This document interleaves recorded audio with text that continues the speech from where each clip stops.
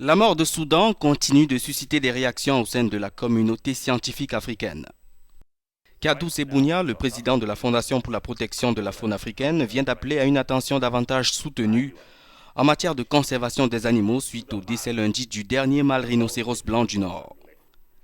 L'animal âgé de 45 ans, euthanasié après une dégradation de son état de santé ces derniers mois, avait été capturé à 2 ans en 1975 à Chambé, dans l'actuel Soudan du Sud.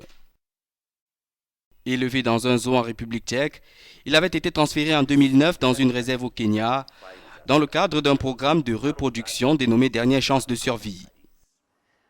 Pour Sebounia, qui avait rendu visite à Soudan en compagnie de sa famille, il s'agit d'une perte qui met en lumière les dangers encourus par la faune sur le continent.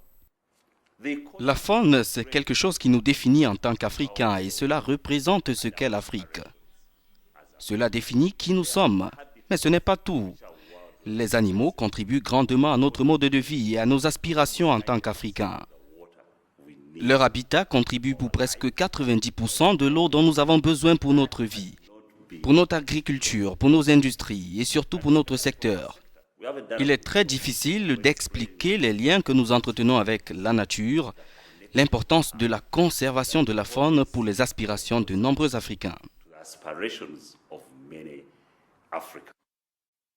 Après la mort de Soudan, affirment les spécialistes, il ne reste plus que 2 femelles en vie, toutes deux incapables de se reproduire.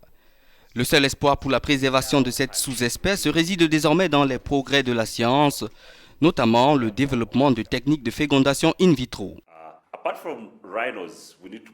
Outre les rhinocéros, nous devons être vigilants. L'éléphant est une autre espèce menacée.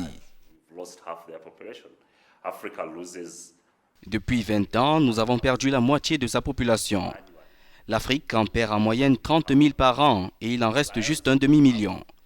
Nous avons moins de 25 millions sur le continent. Il y a aussi une autre espèce qui peut totalement disparaître de la carte. La girafe, qui vient d'être ajoutée à notre liste d'espèces menacées en raison de l'habitat.